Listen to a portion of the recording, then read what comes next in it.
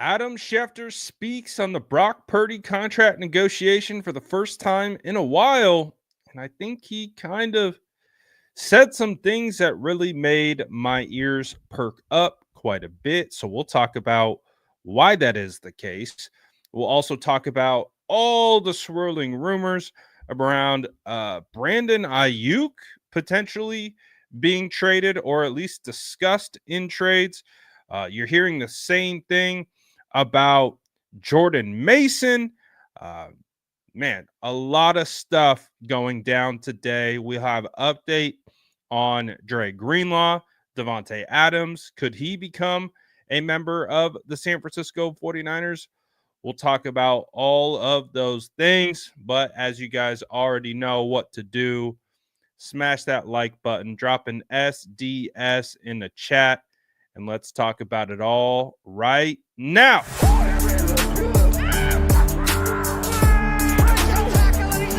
Smash that like button if you haven't already. Love to see it.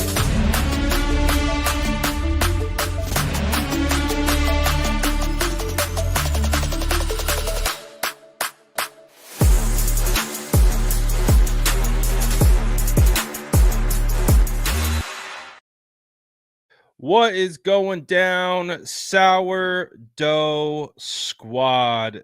You know, the NFL season is officially right around the corner, about to kick off, at least in regards to the new league year, when all these rumors are flying around.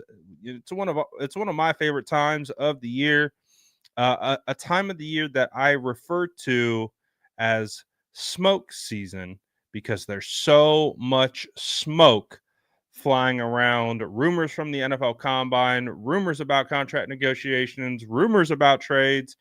And what do? We try to figure out what's real, what's not. What do we believe? Does it make sense? Does it not make sense? Those are all of the things that we discuss. And of course, there are plenty of things to discuss today surrounding the San Francisco 49ers. There's a lot of stuff happening in the 49ers neck of the woods. All right. Let's get into it, shall we? I hope you guys enjoy this time of the year as much as I do. I had tweeted something a little bit earlier today from my personal account, and I had said, I know it might seem crazy right now around the San Francisco 49ers, but, I kind of love it. I kind of like it. It feels like the first time, outside of just like contract negotiations, that there are a lot of changes coming for the San Francisco 49ers.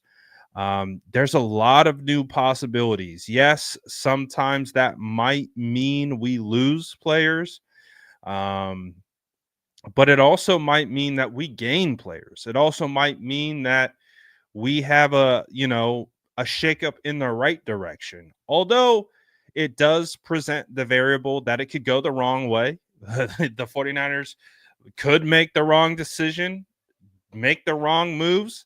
And I think that's kind of where the excitement comes from, is you don't really know. And the 49ers have just been dumping into the same core since, probably about 2019, 2018. I mean, it's been a different iterations as we have gone, but this is like the first time under Kyle Shanahan and John Lynch where it feels like, oh boy, we're shaking things up. Like we're getting a little, we're mixing the pot. We're really going to reinvent this roster, and I'm kind of excited about it.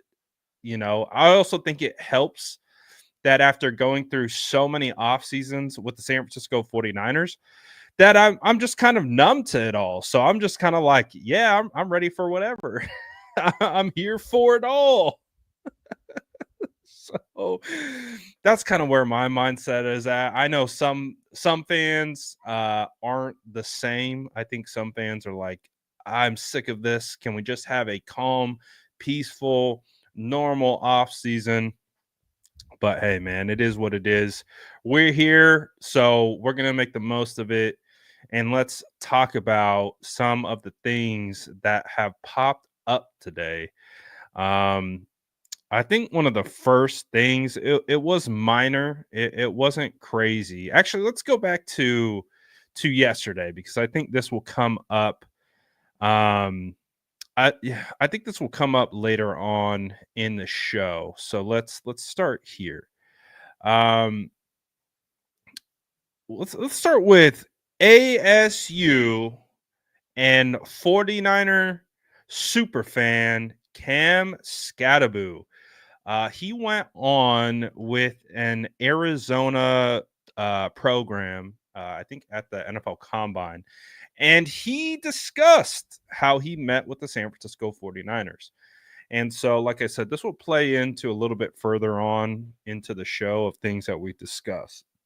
But the 49ers have met with Cam Scattaboo, and I'm intrigued by that. Very intrigued by the Scat Man. I know if any of you guys watched his bowl game performance, I mean, you can watch his whole. If you've watched his whole career, you know what Cam Scattaboo is about. But man, when you turned on that bowl game against Texas, you got the whole like experience of what Cam Scattaboo is, and he's like the heart and soul of that team. He was the engine that was pushing them forward, whether as a receiver, whether as a runner. He's just really freaking good, man. Um, I don't know where he will be drafted.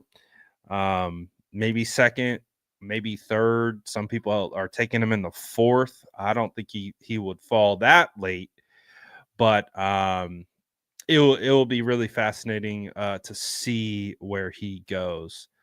And so we'll see. But hey, the 49ers are poking around. They're like, ooh, this Cam guy.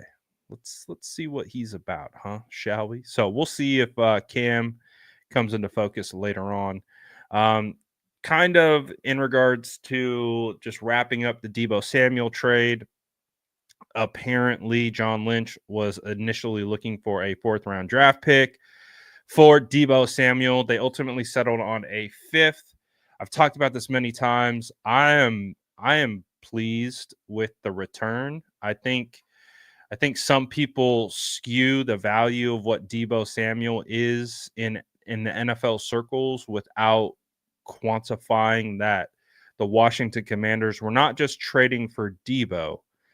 They were trading for Deebo and his contract. And so when you trade for the contract as well, you're that diminishes the return on your compensation. We talk about it all the time on this channel.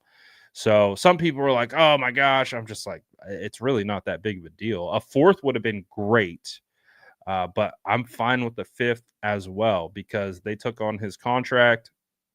Of course, the 49ers take on the dead cap of 31 million, but at least they got a draft pick in return and didn't just cut him outright and get nothing in return. So I'm not too concerned about that.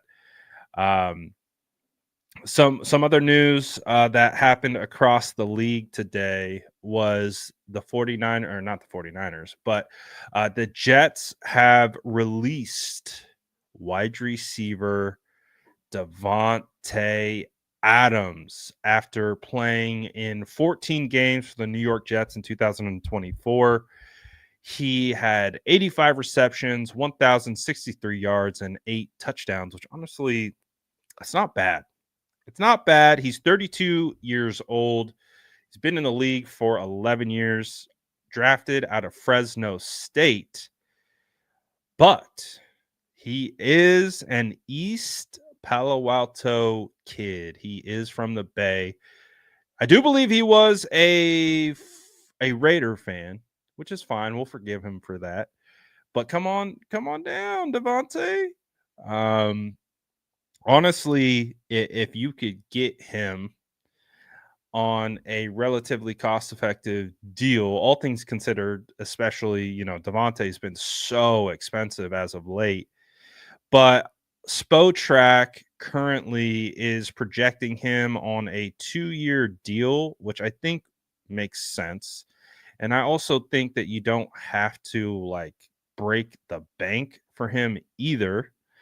You could uh do something a little bit more cost effective. And so Spotrac is projecting his value at 13.6 million average annual salary. They believe his market value is a 2-year, $27 million contract. That that deal would have him ranked 24th in the league. Um, he's older. Um, might be a little too much for my liking. But I also wouldn't mind having him around, especially if the San Francisco 49ers make some other changes. And we'll talk about those potential changes. But I do think Adams still has some juice left in him. Maybe not the juice that he used to have, but I still think he can be a productive wide receiver. So maybe he will be an option for the 49ers. We shall see. So this is what like really kind of kicked up some dust today around 49ers land in regards to Brandon Aiyuk's future. So let's get into it, shall we? This is kind of the big story today. We also have some updates on Brock Purdy from Adam Schefter. We'll get into that as well.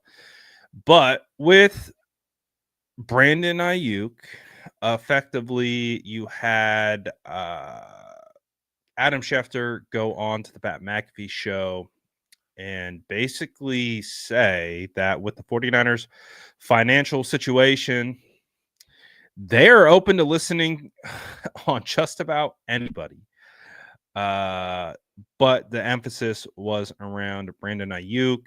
And obviously, this all kind of started at the combine when John Lynch didn't necessarily like shoot down any type of notion that the 49ers weren't interested in trading Brandon Aiyuk. So it kind of kicked up some dust from there. And as it has progressed, it definitely seems like there could be some legs to it. I don't know. I don't know if it will happen, but it could happen. So the 49ers are clearly in the business of making some tough decisions right now. I think we kind of went through this process a little bit where at first when I was kind of going through this thought exercise, I was like, it doesn't come across like it makes sense to me for a lot of different reasons. We just traded Debo, and now we don't even know if he's going to be ready to play week 1. We don't know if he can pass a physical. Would a team even trade for him? And you would also be trading him at his lowest possible value. So I would be shocked if you got a better draft pick than what you got for Debo. So with BA, I'm of the mindset like you're looking at like a 6th round draft pick because you have to trade for his contract, which you would be trade. And so when we got into it, though, you could see that the 49ers, like why the 49ers would do this, why they would entertain this conversation, even if it means practically giving Brandon Aiyuk away, is it comes back to the conversation about money. It's less about the compensation you get in return. It's less about potential production on the field that you would get from BA. From what it sounds like the 49ers would, the value to them would be getting out of his contract. It would effectively mean that they could get out from under 4 years, approximately $110 million of his contract. So that's where that comes into play. It's not about getting the most return possible. It's effectively take his contract from us. I think of it like, I think when Amari Cooper went for like a 5th round pick, um, you know, Debo 5th round pick. We've seen players get moved that had more juice and like a lot of talent, but you're picking up you're paying to take on their contract. So that's what it seems like right now. It seems like if the 49ers, it seems like they're more than willing to trade Brandon Aiyuk. The question becomes, do they actually do it? Do they actually move him for a 5th, 6th round draft pick and get out from his deal? Because they can. They can do that. And so if the 49ers are continuing to be in this process, in this mindset of it's time to reset, it's time to get back to being cost controlled. We got this big contract negotiation currently going on with our quarterback. Um, Clearly, we're going to be moving on from guys like Charvarius Ward, Javon Hargrave, Aaron Banks is definitely going to be leaving in free agency. And we'll talk about some other players that are probably going to be leaving in free agency as well. Um, Talanoa Hufanga sounds like he's going to hit the free agent market, and he might be gone. A team that I would look out for Talanoa would be the Denver Broncos. I think the Denver Broncos could be very, very interested in Talanoa from some things that I heard on Radio Row during the Super Bowl. So that's a team that I'm alert to that could snag him up.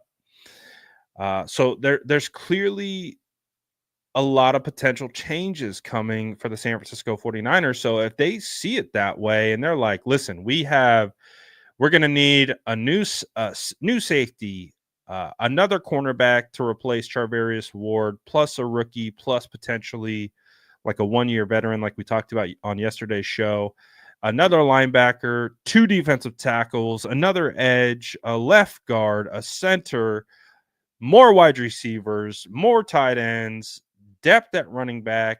You look around and you're like, there's a lot of things that the San Francisco 49ers need to do this offseason in regards to retooling this roster.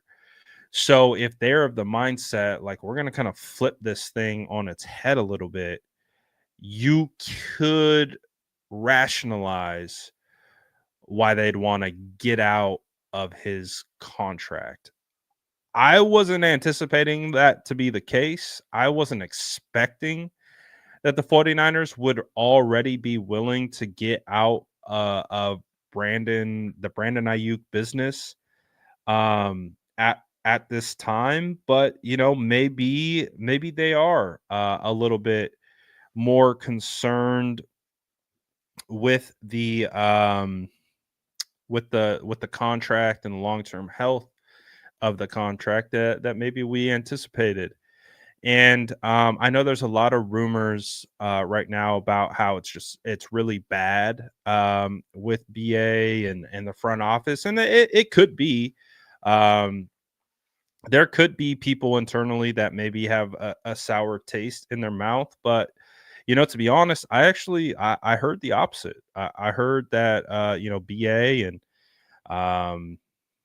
certain people are in a pretty good spot right now. So I don't know. We'll see how it goes.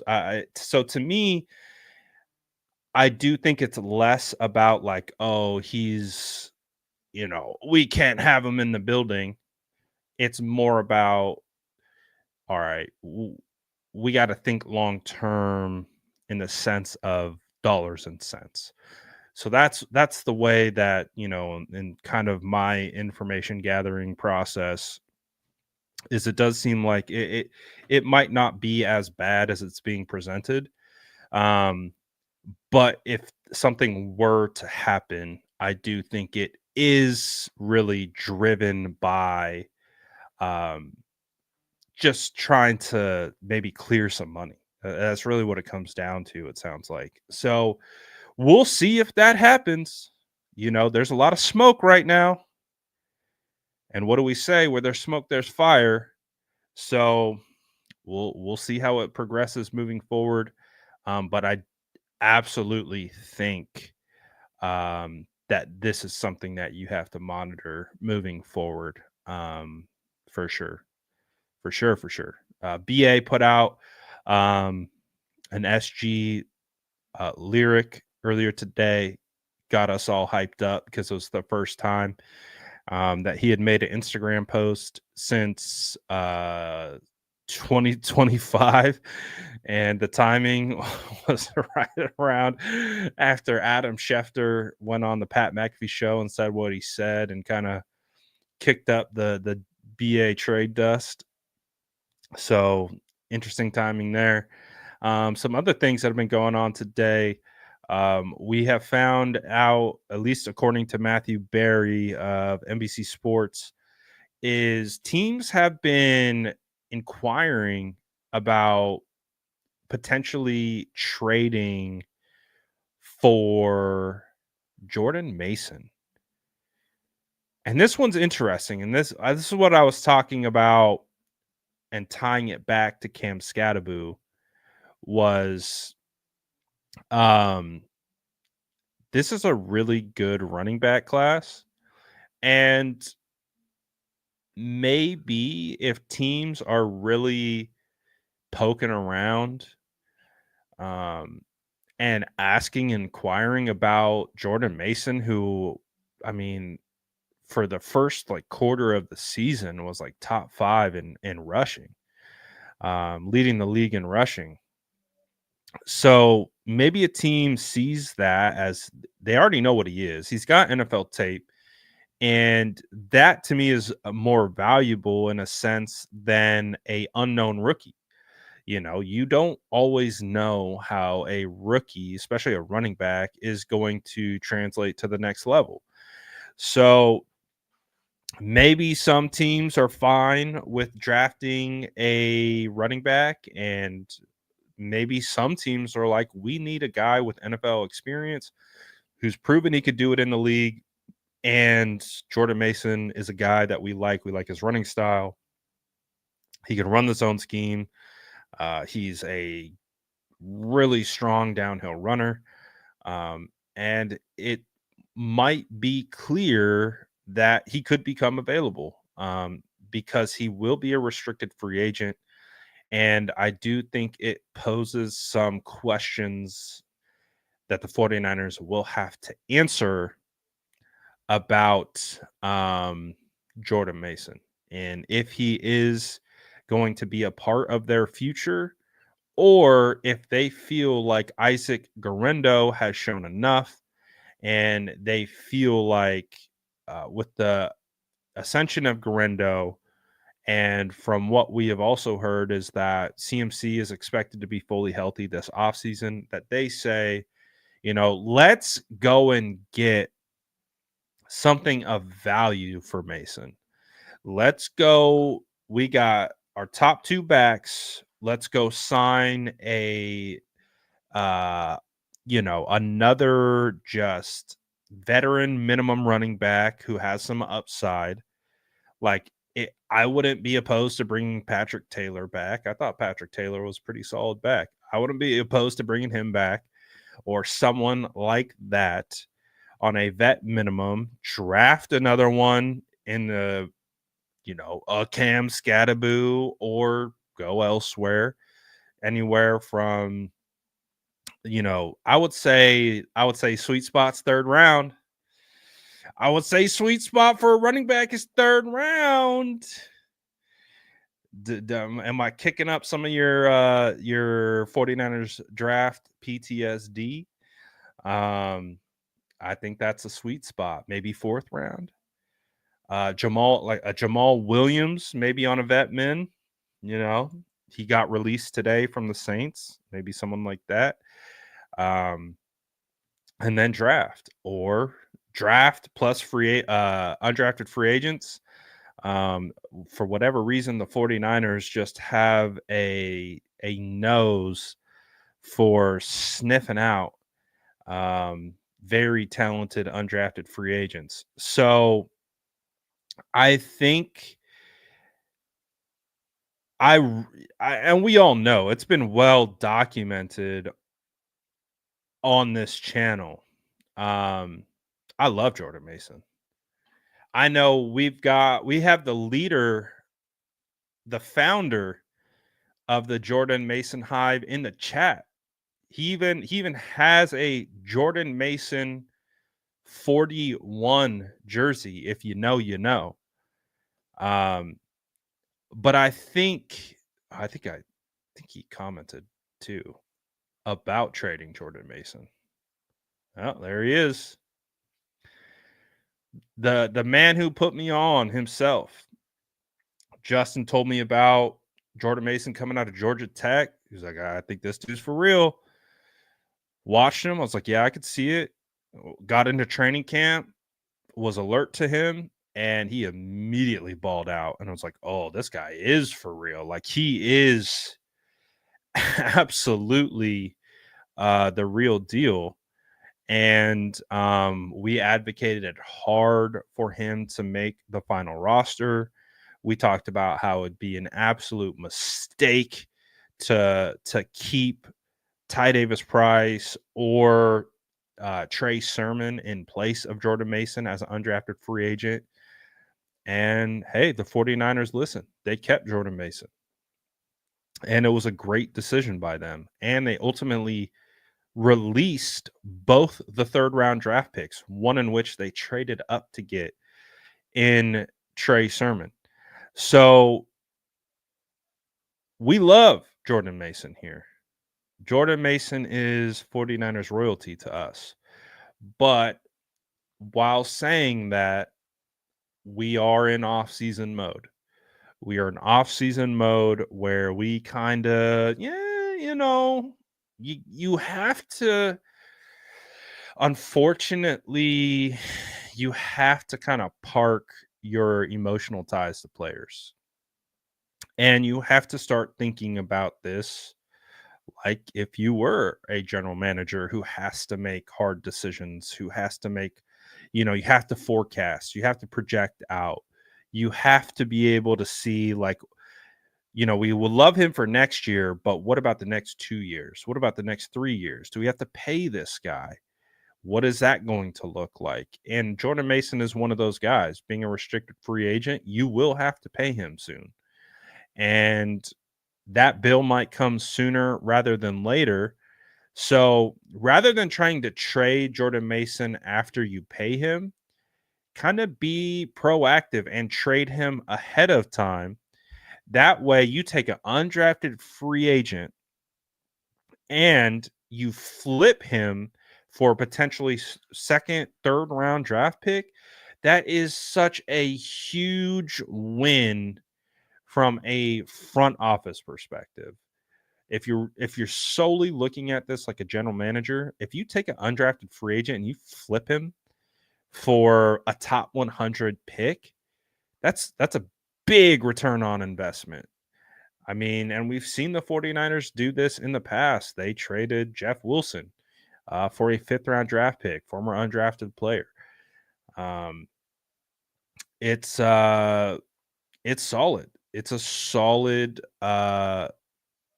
model for being able to get value and keep being able to stack return and take assets that cost you nothing and then turn them into even more valuable assets.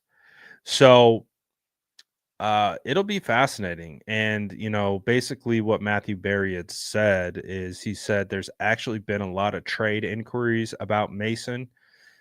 He said, don't be surprised if Mason, who proved he could be a legit starting running back in the NFL last season, gets dealt. This is just me talking, but I feel like it's not an NFL draft until Kyle Shanahan has taken a late round running back. And he also mentions up here, he said, I asked about Christian McCaffrey's health. San Francisco has no concerns and fully expects him to be healthy and ready to go for training camp. So, again, just putting your roster construction hat on, it does make some sense theoretically to see what you could get for Jordan Mason. Maybe it's a player like Justin's talking about.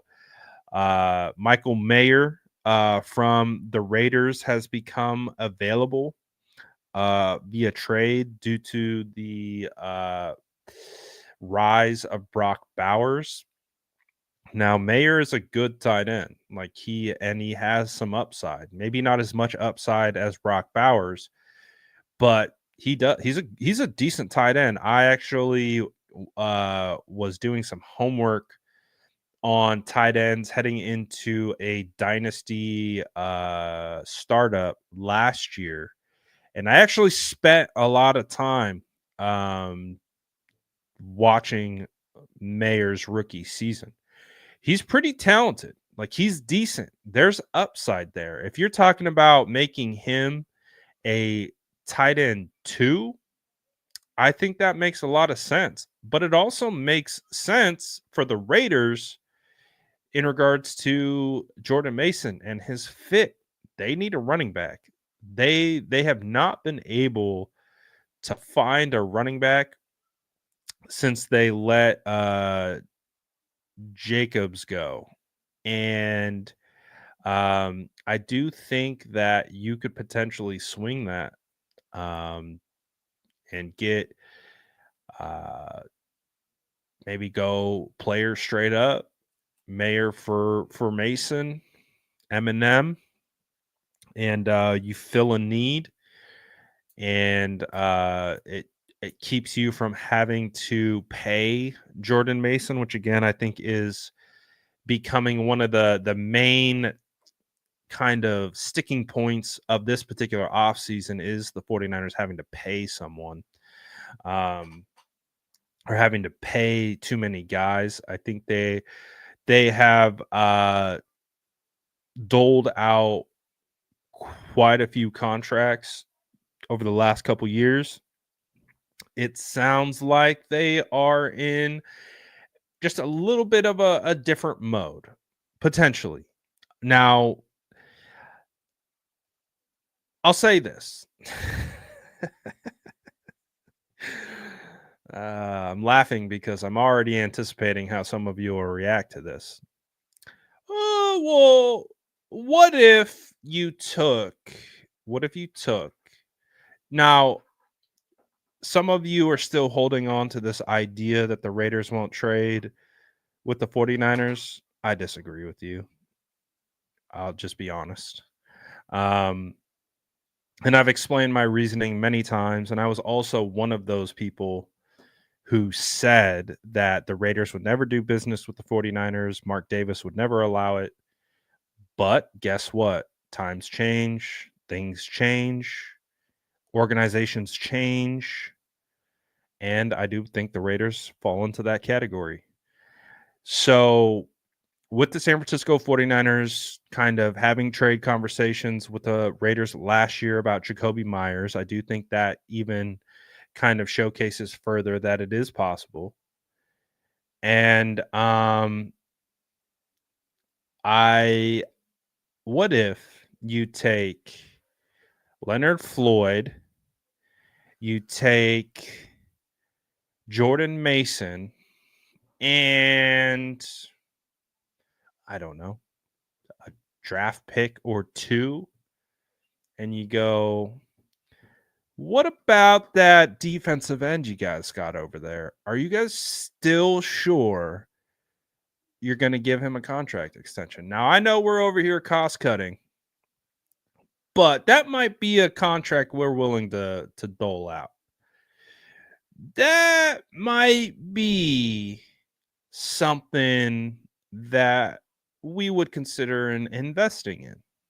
So we could give you an edge who got 8 sacks last year for us, and we can give you Jordan Mason, and we can give you some draft picks.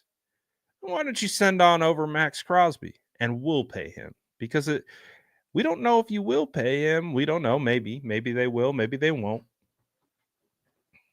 But if you won't, and you are looking to trade him, maybe we can come to agreement of sorts on something. And I told you this yesterday. I told you we said this on the live yesterday.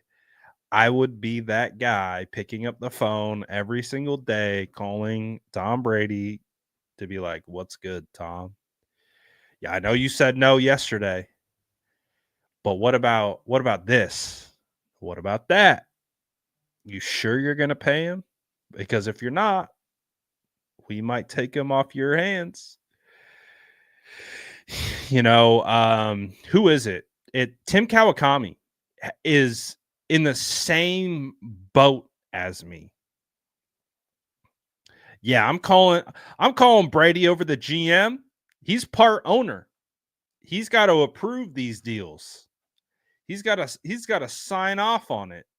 So yes, I'm calling Brady direct. Calling Brady direct, especially if I'm sitting in the office with John Lynch. And I know there's a relationship there. I believe they were teammates. I believe John Lynch and Kyle Shanahan, or not John Lynch, John Lynch and Tom Brady were teammates. Let's see. Was John Lynch teammates with Tom Brady? John Lynch and Tom Brady were teammates on the New England Patriots. They both played for the team during the 2000 and 2021 seasons. So there is a little bit of a crossover there. You talk about relationships, getting things done. Well, why not do a trade with your former teammate? Come on, man. That's what I'm saying. That's exactly why I'm calling Tom Brady. John Lynch probably got his phone number locked in right now. Text him right now if he wanted to. If they let me into that room, I am annoying John Lynch so much that he allows me to call Tom Brady and be like, "Tom, let me get 5 minutes of your time. Just 5 minutes of your time." I told you, I'm keeping the same energy that I kept with Brian Burns, and I'm just transferring it over to Max Crosby. That's what we're doing here.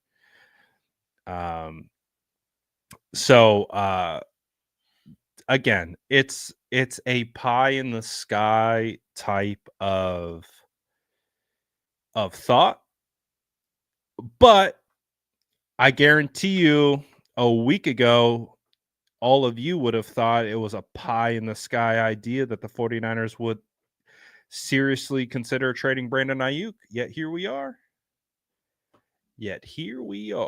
That is why if you want to err on the side of being correct about potential moves in the NFL, you never say never.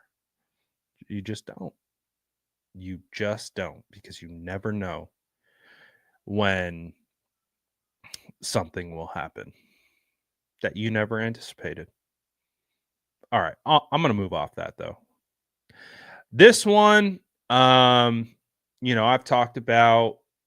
I think a lot of people have now talked about. Um, I guess Matt Barrows had talked about this. I didn't see, but I guess um, Matt Mayoko talked about this, and I noticed we're all saying very similar things. Um, I heard something a couple weeks ago. I put it out on Twitter. I doubled back down on it today because I saw some things were kind of floating around about it. I don't anticipate, and I've said it I believe I've said it on this on live as well. I don't anticipate that Dre Greenlaw will return. Um, it's pretty crystal clear that he is hitting free agency. He's absolutely going to be testing the market. Um, will he return after that? I would say the likelihood is no, that he won't return. Um, it was discussed today that the reasons were monetary. Although I'm sure you could absolutely convince a player to stick around by, shelling out a big contract, but the 49ers are clearly not in that mindset. They're not in that mode. And um it wouldn't, as much as we all love Dre and want Dre to return, it wouldn't make sense to dole out a big contract to Dre coming off the injury that he has. We talked about it. What would make the most sense is to convince him to stay on a 1-year deal, and maybe with incentives built in, that to be able to get the value of the contract up, and then either re-sign him the following year or let him walk. I thought we really had a chance at that, but it doesn't sound like that's what he wants. It sounds like what he wants is to be LB1. He wants to be the leader in the room. He wants to be the Fred Warner. And I don't think that's anything against Fred Warner either. I just think he wants to have the green dot. He wants to be the MLB. He wants to be the Mike. He wants to be the guy. And I don't fault him for that. I don't fault him for that at all. And the 49ers can't offer him that. And that's the difference. Is if the 49ers could offer him that, I guarantee you he would be back. But you have Fred Warner. So that's how I'm looking at it. Is he's going to test free agency. Someone will be able to offer him the starting Mike job. I don't think he's going to get a crazy big deal. It'll probably be a deal that reminds me of what Azeez Al-Shaair signed with the Tennessee Titans. Maybe Azeez signed for a 1-year, $6 million deal with the Titans to be the starting linebacker. He then transitioned that and turned that into a lucrative deal with the Texans. But the way that I'm looking at it is Dre could sign anywhere from 1 year $6 million to 1 year $10 million. And he's going to be able to have the opportunity to go, thrive. And it stinks, but it also plays into all the things that we saw, with the wives posting about it, because they've known this path for a while.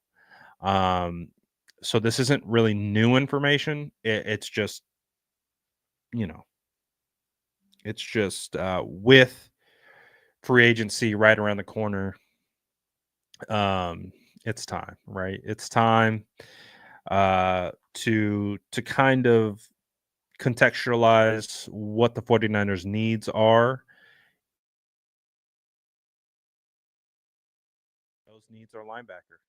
They're going to need a linebacker because Dre Greenlaw won't be coming back. They will have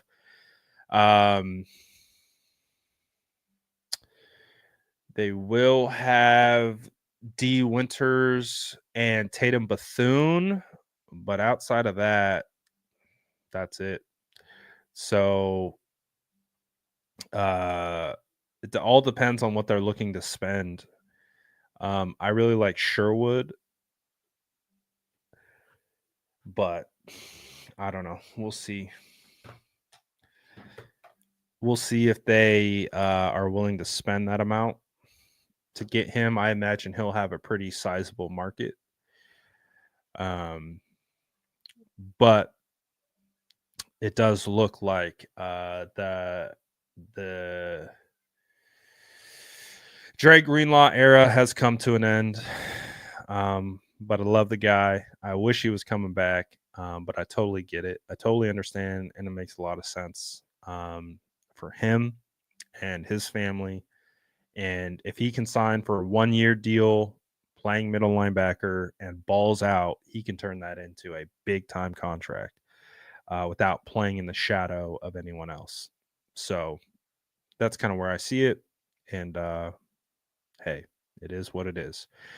Exactly, Invader. That's where we're at. It's a new era.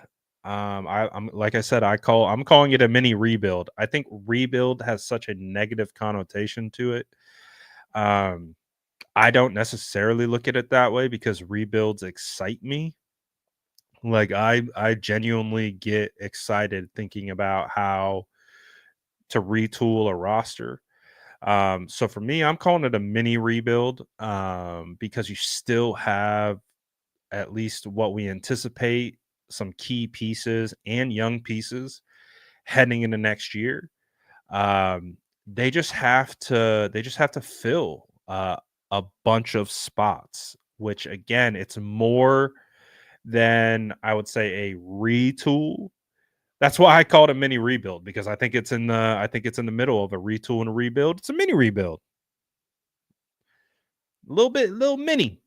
A little mini rebuild. They're not blowing it up.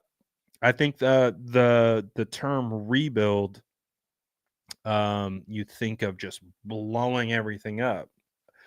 They're blowing parts of it up. Parts are getting blown up, not the whole thing. Um, Reload. Oh, okay, I like that. I'll do that. We'll do reload. Right? They're reloading the roster. There we go. That gets us away from the negative connotation about rebuild. There we go. A reload. We're reloading. We're reloading the roster. A renovation. A reroute. Okay, not bad. Strategic surgical strikes. Reset. Reset's not bad. You get the point, though. You get the point. Refurbish. Um, we're doing something. Oh, that's cool. Chili says, I met Kittle at the Thunder game yesterday. Great night. That's dope. Kittle was sitting courtside at the OKC game. That's dope. So do you just walk up and say what's up to him? Or how'd that work out?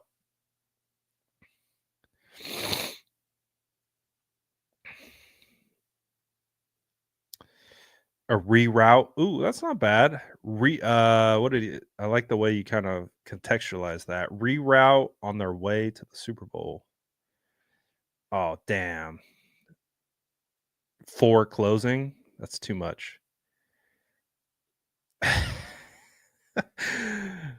uh he said I can't say without going to jail. I rerouted my way to my seat. There you go. There you go. Yep, I saw Kittle was at SNL. Yep, saw that. All right, let's get into this Brock Purdy stuff. So far, one of the things that I have appreciated about this offseason is that it hasn't solely been about Brock Purdy's contract. We all know it exists. We all know it's there. We all know I've made my feelings on what I anticipate to happen very clear. And so I think because most of the fan base does believe it is going to be a foregone conclusion, that it is going to get done, that I don't think too many people are too concerned to talk about it. But you had Adam Schefter go on to the Pat McAfee show today, um, and kind of talk about where he kind of senses or how he senses the negotiations will kind of go. He does say that the Niners have a bit of a cap issue right now, so he doesn't imagine they can offer as much as some people think. That was like the big quote that came out of it. And the reason why he says that is because obviously we've had conversations about where is Brock going to be slotted. And we've talked about how guys like Trent Baalke and Jerry Jones have just destroyed the quarterback market by paying the Dolphins paying Tua what they paid him. You had, Trevor Lawrence making 55. You have Dak making 60 per year. And it's really just kind of messed up the quarterback market. And what Adam is basically saying is he doesn't think that the 49ers will get to 60. I don't know if he thinks they'll get to 55. The number that he used was 50. So I'm going to say that just maybe that sweet spot is 50, 55, because they're like, he was using the word 50 as the benchmark. And he's like, we'll get you a 3-year deal. We've also heard that rumor that I think it was Kawakami who had mentioned that the 49ers might looking for a more short-term deal with Brock instead of a 4 to 5 year deal that these quarterbacks are getting. They're thinking more of a 3-year deal. Again, reports, take it for what it's worth. But that's what they're basically saying. That's kind of what Adam Schefter reiterated as well, and had said, if you get him at 50 and you do a 3-year deal, $150 million over the course of the 3-year deal, he laid it out basically saying that we could either do a 3-year, $150 million deal, or we can force you to play next year on the last year of your rookie deal. Then we can tag you, and then we can tag you again. And the total of the contract worth value of doing it that way would be about 100 million. So it would make more sense for you, Brock, to take the 3-year $150 million and call it a day. So that honestly sounds like is Schefter in the room? is he in the room with them? Because that actually sounds like that could absolutely be the argument or the case that is being made from the 49ers perspective. And then, of course, that doesn't account for Brock's agent and his perspective, which is that's not how deals are done. You look and you compare against the market, you find your spot in the market, and you slot them in there. And Brock has eliminated Dak Prescott out of the playoffs twice. He's beaten Trevor Lawrence. He's beaten Tua. Um, he's beaten Jordan Love in the playoffs. He's beaten Jalen Hurts. Like he's beaten Jared Goff in the NFC Championship game. He's beaten all these quarterbacks. So that's where like probably the disconnect comes from. And so the way that Schefter was speaking on it today was definitely from a 49ers perspective, which he made clear. Um, but I don't know. I just think it's going to be fascinating to see what ultimately happens here and where it ultimately lands. And, if it is, I would have to assume it isn't going to be in the 50s. I don't know. What's the sweet spot? Maybe 52, 53, maybe 55 is what, the lowest Brock and his agent will go. Is there and again, we talk about it in that sense because that's how it's ranked.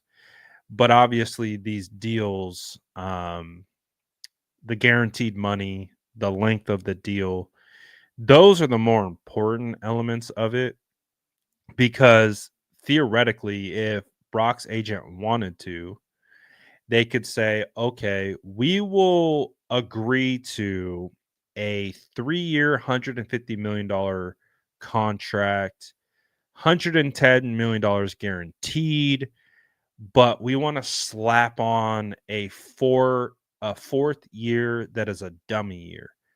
It's basically just it's just there to inflate the APY. So the base of the deal could be 150. You slap on the fourth dummy year. And the point is that Brock would never play on that fourth year. They would either restructure or there would be a natural out in the contract.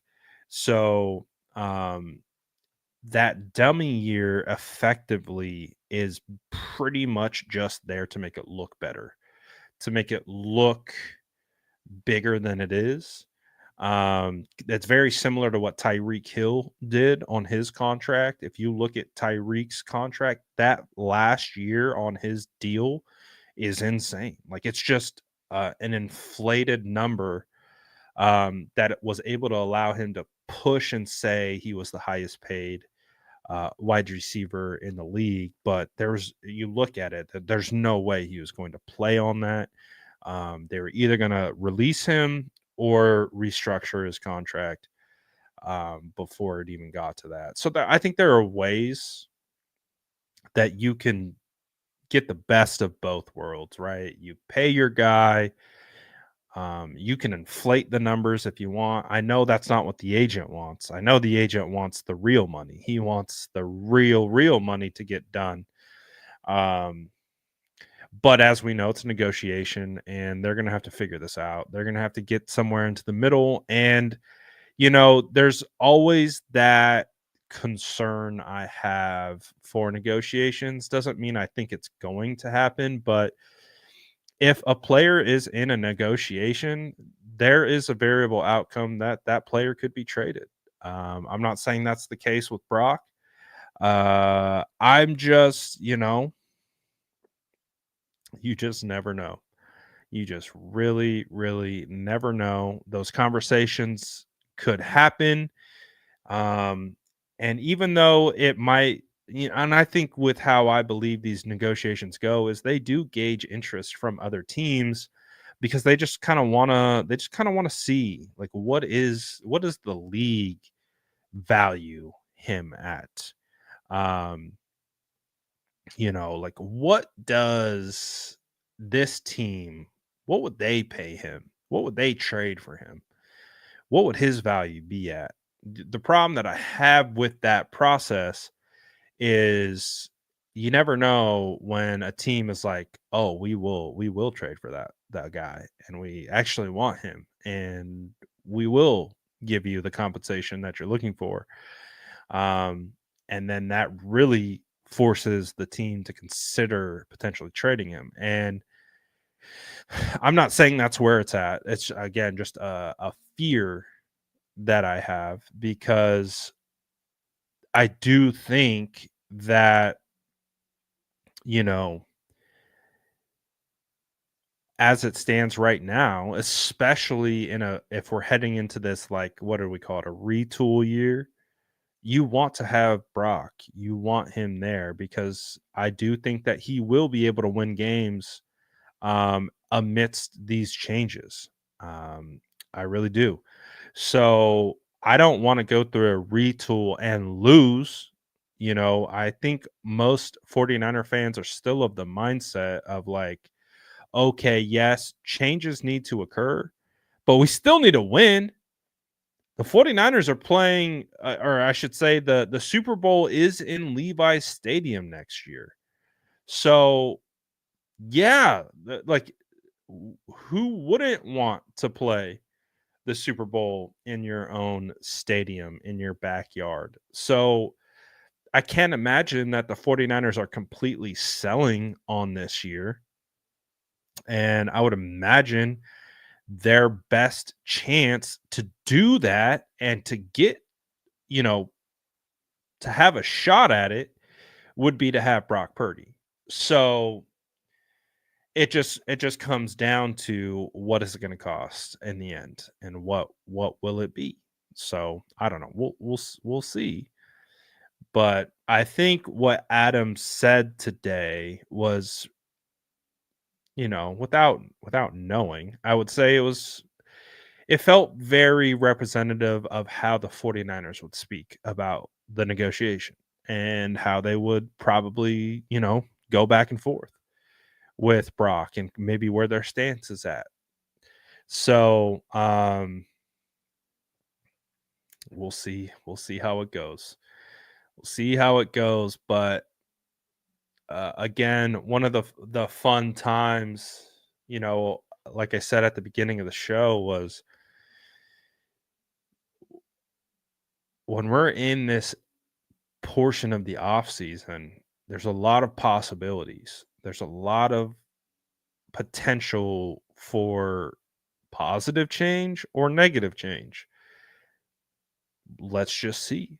Let's just see which direction it goes. I'm hopeful that we see positive changes and we see positive adjustments and things come together and they work out. But we would be naive to not be able to discuss the potential range of outcome if things did go sideways and if certain moves didn't happen, and all those things. So there you go. You have that.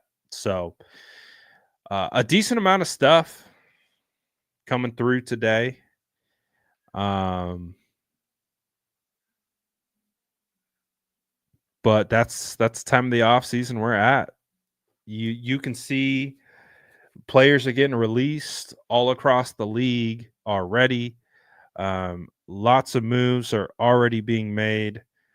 I think the Seattle Seahawks cut a couple people. They cut Draymond Jones. Like 2 years ago, Draymond Jones was like one of the big free agent gets for the Seattle Seahawks.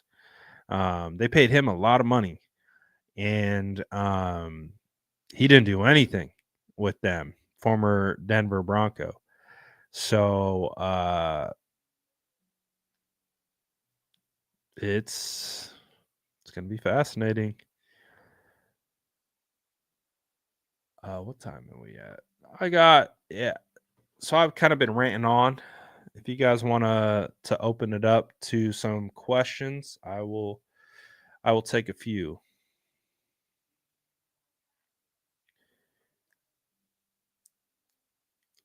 Um, what do I think of Savion Williams? I've talked about him before. If I'm going to I will say this: my evaluation is incomplete. I haven't done any tape work on him, but I have talked about this before. The very I covered college football last year, so I covered I covered 4 Cal games last year and a Stanford TCU game. The first game of the year was Stanford TCU. So Of course, Savion played in that game. He was not good in that game.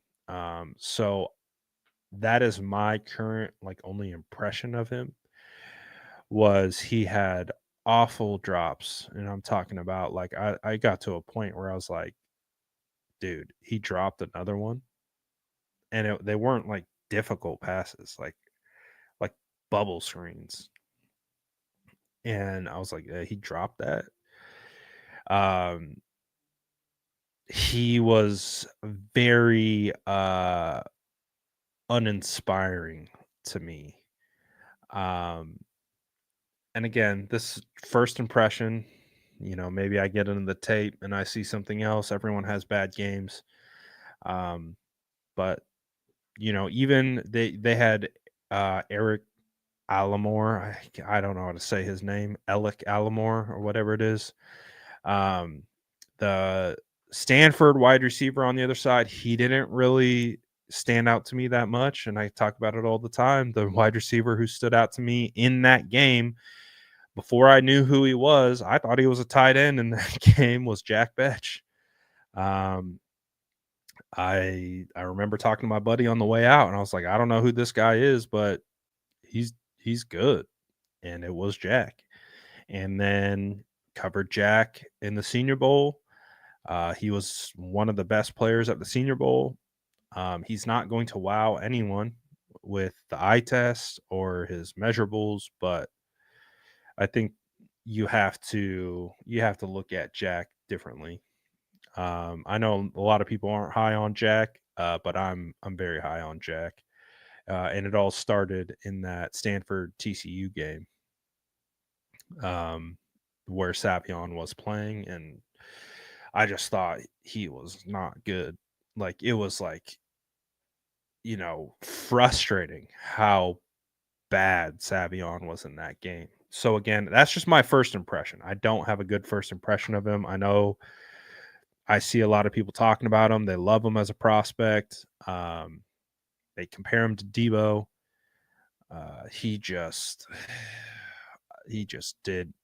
really put a bad taste in my mouth watching him versus Stanford. And Stanford's not like a great team. He should have dominated Stanford. Should have dominated them. Is Trent still not sure? No, I was. John Lynch said that Trent's playing. He said he's fully focused on coming back and being a part of the team. So we'll see.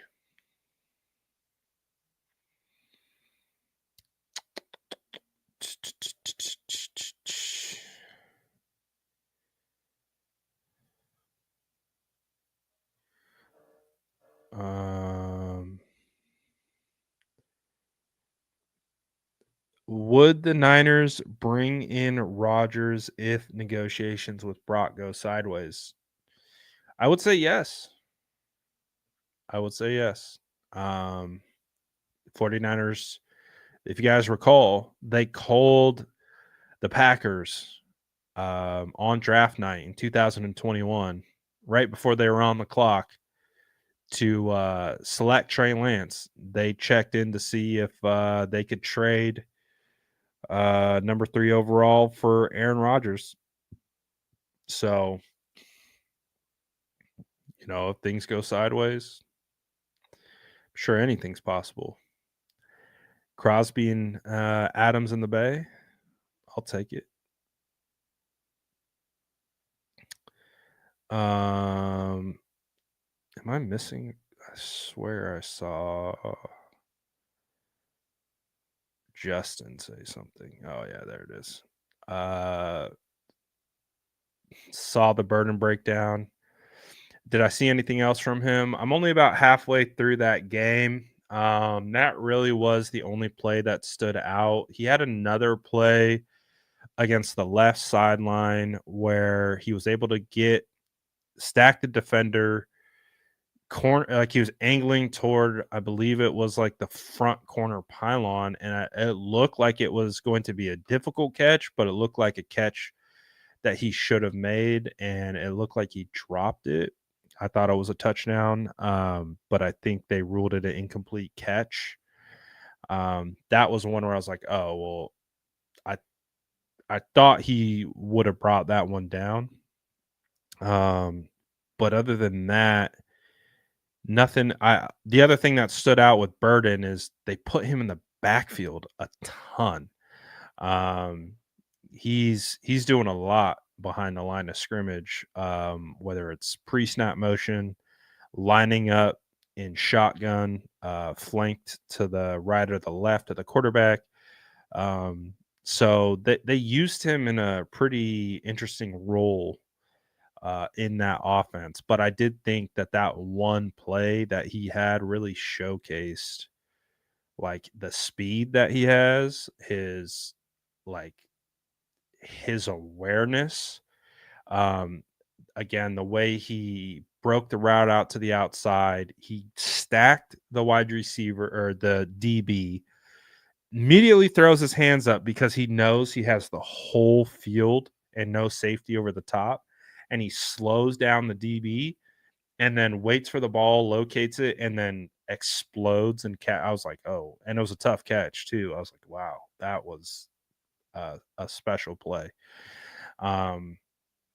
So I would say outside of his alignment, they used him all over the place. And then that one play, that's the only thing that stood out to me. He could have had another really good catch, but it looked like it must have hit the ground on his way down.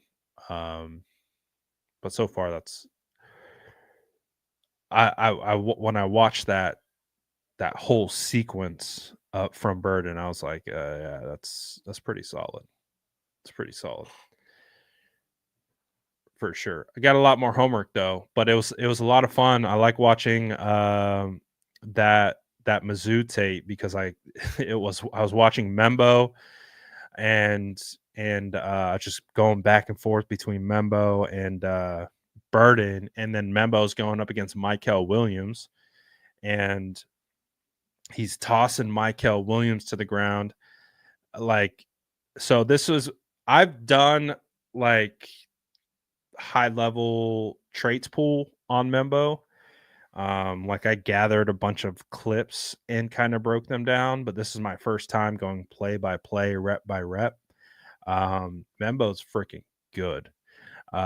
His feet, his base, his athletic ability is no joke. It is for real. If you want to say he's got the best feet and the best base in this draft, I think I feel pretty confident without watching everyone yet that he's absolutely got the best feet and the best base of any offensive lineman in this class. I hate to say it. I really hate to say it, and I don't feel like I've watched enough to make the comp yet. But I'm like, oh, I see a little Trent in him. A little Trent. I'm not comping him to him. I'm not saying it's the same, but there were some moments when I'm watching him and I'm like, that's something Trent would do with his feet or with his base. And again, you guys know I've been studying Trent Williams tape since he became a 49er. So that's going on like what, 4 years now that I've watched nearly every single rep of Trent Williams. So I feel like I know Trent very well. His tendencies, what he does well, what he doesn't well, technically. And I was like, oh, there's some things here. There are some things that Armand Membo does where I'm like, that was kind of Trent Williams like. And again, I haven't watched enough to be like his comp is Trent Williams.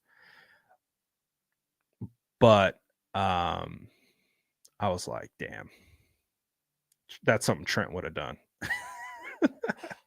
So we'll see. I'm really intrigued by Membo. I had mentioned earlier when like I did my first watch on him. Not doing a deep dive, just my first kind of look at him. I was like, he kind of gives me Zach Tom vibes because Zach Tom has really good feet, really good base. But even as the more that I'm like looking into him, I'm like, all right, this guy's special. Like he has special ability. So I it I'm not sure I'm ready to put him ahead of Will Campbell yet, but I'm comfortable saying it's a 1A, 1B situation. They're in the same tier. And I think it comes to they have different strengths I can already see. Membo, he's got the speed, he's got the base, I would say, and the hips. Like that's a notch up from Campbell, but Campbell's got power. Like Campbell has real power where I'm not sure I see the same power with Membo. I see more technically advanced with Membo. Like he's constantly hand fighting. Another thing that I love about him. Like if a defender's trying to lock out, he's punching the hand down. He's constantly hand fighting. And he has the base. So it's real close, man. It's real close. I said that I'm not quite ready to jump Campbell yet because I've done 3 games of Campbell. I've done a half a game of Membo. But the fact that I'm a half a game in on Membo and I'm like, is he better than Will Campbell? Um, and I feel comfortable enough to put them in the same tier. This is how the race, and I say this all the time, like it's hard to give definitive takes early on in the process because I have so much to watch. Like there's so much I need to watch and it's so time consuming to really watch it all. And so like I can give you traits pool first impressions, but to get into the tape and really watch it, like that's where I really get the strong opinions from. And with Membo, after half a game, I I'm putting him in the same tier as Campbell. They're in the same tier. And I could totally see why some teams would pick Membo over Campbell. But I could also see why some teams would pick Campbell over Membo. So it's like I said, 1A, 1B right now. I still got Campbell a little bit in front, but Membo is barking at his heels. And you guys know I'm very high on Will Campbell. And I didn't think anyone was going to be able to touch him in this draft because Simmons got the medical concerns. Um, and I think Banks can play tackle, but I also think he might be a better guard at the next level. Um, so Membo for sure is over Banks for me. Um, for sure. And the crazy thing about the whole combine situation is people have so many concerns now about Mason Graham that they even had Mason Graham uh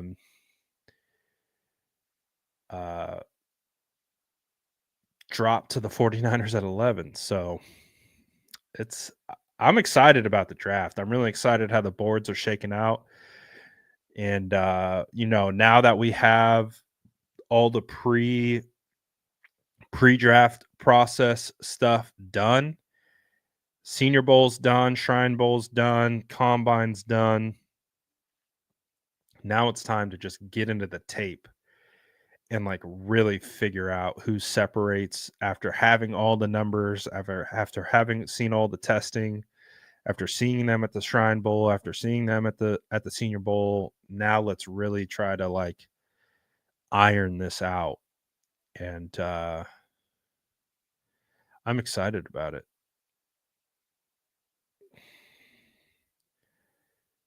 I'm excited about it for sure. So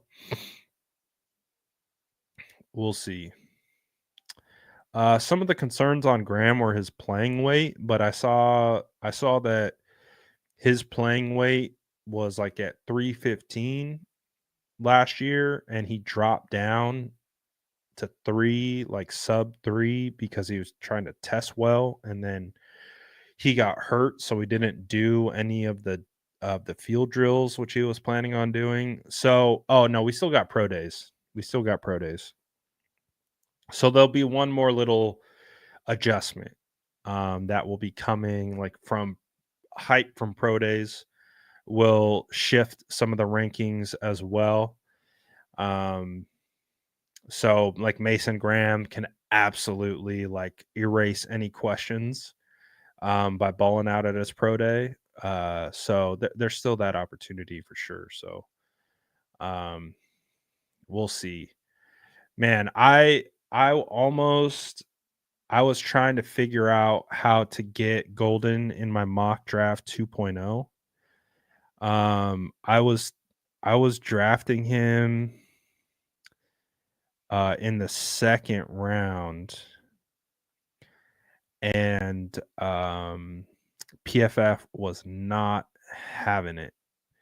They were saying I was reaching big time by putting Golden in the second. I think that's where I ended up going with Jack, but it was I was toying with the idea of either Jack or Golden in my mock 2.0. It reminds me, I got to drop mock 3.0. We got to get mock 3.0. Mock 2.0 caused some ruckus. Kind of how I like it. So I got to get mock 2.0 up.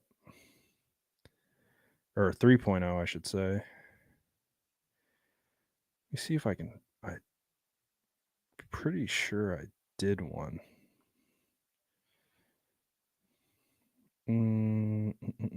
Where is it? I bet I could find it.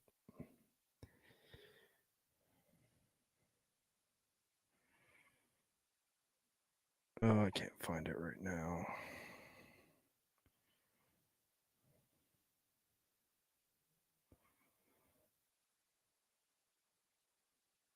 But we'll find it.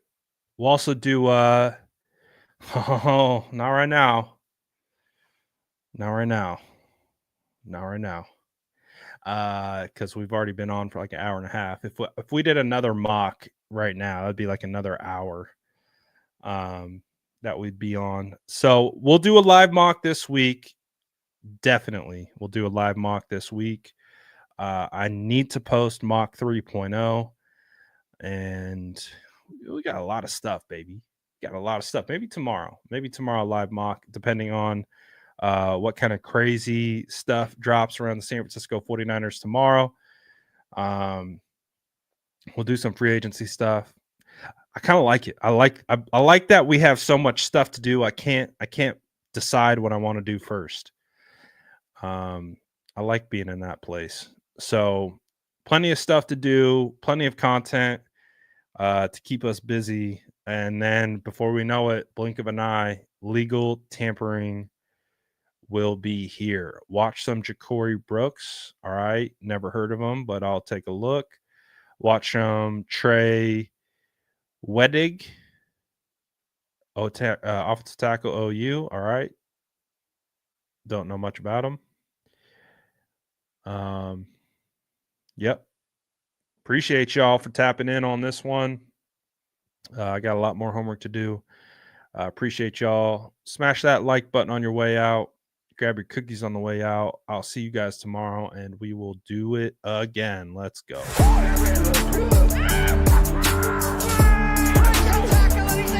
Smash that like button if you haven't already. Love to see you.